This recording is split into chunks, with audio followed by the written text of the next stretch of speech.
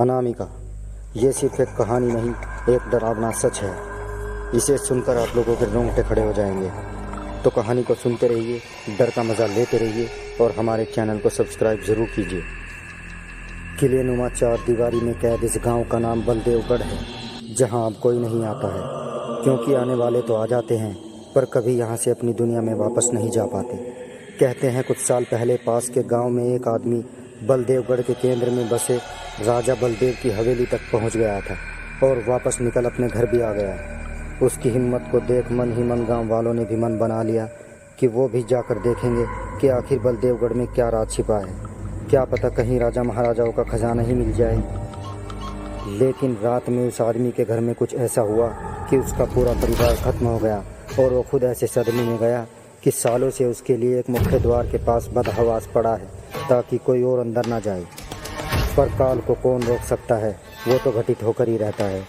जिस जगह के आसपास सदियों से कोई नहीं भटका, आज अचानक कोई शहर से आकर पुलिस स्टेशन में खुद को बलदेवगढ़ की संपत्ति का वारिस बता रहा है और वहां कंस्ट्रक्शन शुरू करने की बात कर रहा है। देखते ही देखते ये बात आसपास के सभी छोटे मोटे गांव में फैल गई। इधर दोपहर के सुर्ख उजाले में शाम के से बादल चढ़ने लगे थे।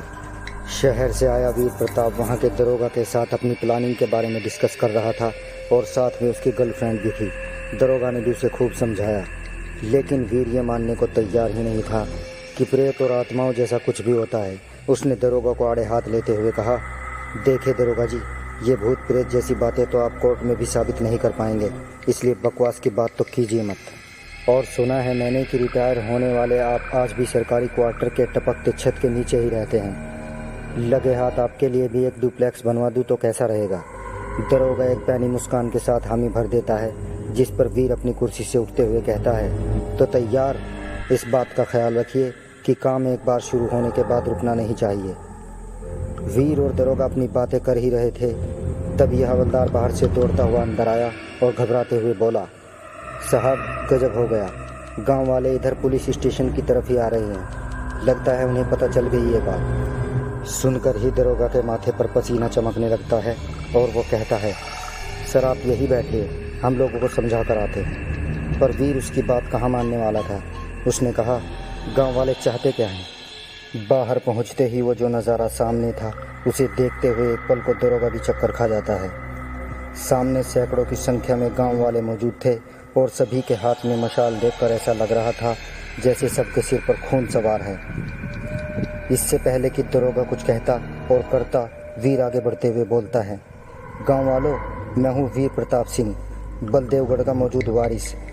अगर आज डेमोक्रेसी ना होती तो मैं आप सभी का राजा होता और यकीन मानिए एक अच्छा राजा होता। लेकिन अब राजतंत्र नहीं रहा, प्रजातंत्र है। लेकिन बलदेवगढ़ अभी भी मेरा ही है, जिसके बीच में अगर आप दखल देंगे तो आप गिरफ्तार भी हो सकते हैं। वीर के इतना कहते ही गांव वाले शक पका गए, आपस में एक दूसरे से कानाफूसी करने लगे। अब हम क्या करेंगे, अरे रोको कैसे, नहीं कहीं अनामिका जाग गई तो। वीर की ये बात सुन गांव वाले ऐसे फुसफुसा रहे हैं जैसे वीर सच में कोई राजा हो और उसने प्रजा को खत्म करने का ऐलान कर दिया हो। गांव वालों की इस बनबनाहट के बीच से एक बूढ़ी औरत छड़ी के सहारे चलते हुए आगे निकली और बोली, देवगढ़ राज परिवार का वारिस है तो क्या अनामिका के बारे में नहीं जानता।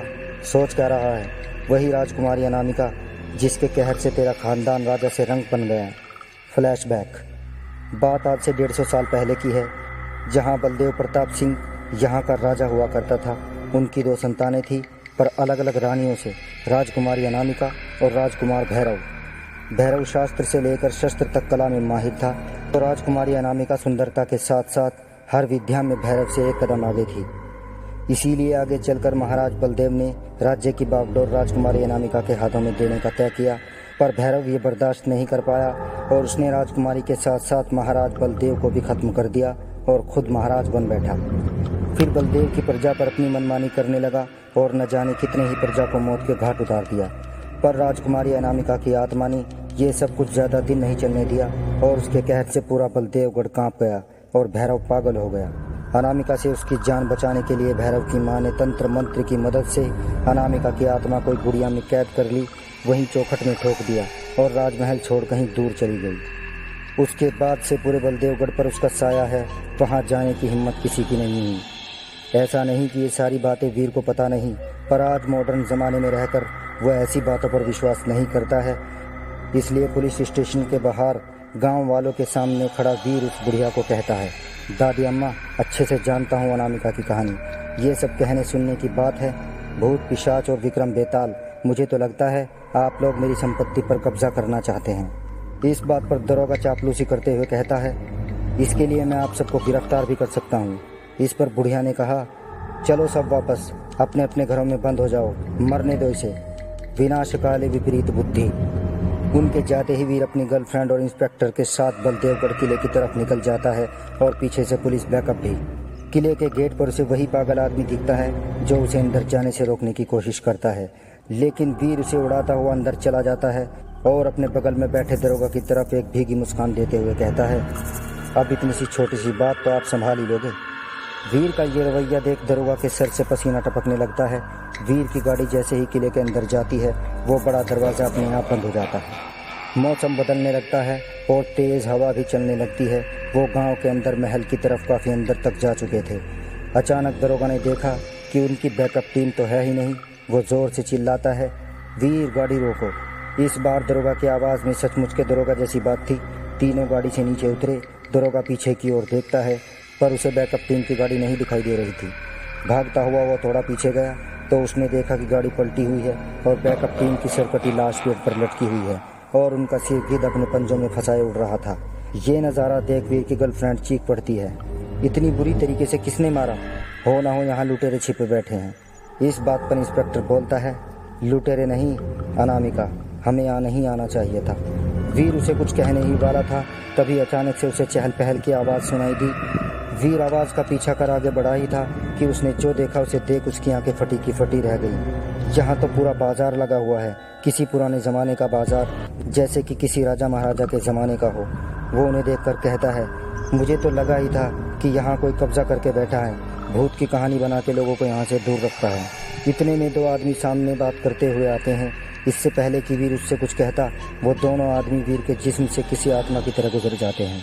असल में ये सब उन्हीं की आत्मा है जिनकी जान आज से 150 साल पहले गई थी। आसमान में हर तरफ काले बादल उमड़े और ज़ोर ज़ोर से गरजने लगा। दरोगा उल्टे पांव वहाँ से भागने लगा। तभी पास के घर से एक हाथ हवा में लहराता हुआ इंस्पेक्टर का पीछा करता और उसके पांव पकड़ते हुए अंदर खींच लेता है। ये देख अब वीर का गला भी सूखने लगा था, फिर भी वो उस घर की तरफ बढ़ता है।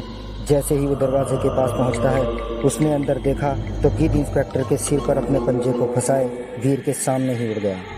ये सब वीर के लिए इतना भयानक था कि वो लड़खड़ाते हुए गिर जाता है। तभी उसकी गर्लफ्रेंड की आवाज़ आती है, वीर बचाओ, वीर बचाओ। वीर देखता है कि एक हाथ उसकी गर्लफ्रेंड को बालों से घसीटते हुए महल की तरफ ले जा रहा है। जब तक वो खुद को संभाल पाता, वो काफ़ी दूर चली गई थी। वीर भी अब महल की तरफ आगे बढ़ने लगता है। महल में भटकते भटकते वो उसी चौखट पर पहुंच जाता है जहां गुड़िया के अंदर अनामिका की आत्मा कैद थी। वीर के मन में न जाने क्या चल रहा था। चौखट से हवा तेज़ हो जाती है और चारों तरफ धूल ही धूल उड़ने लगती है। फिर वही गुड़िया एक लड़की का आकार ले लेती है और राजकुमारी अनामिका में बदलकर चीखने लगती है।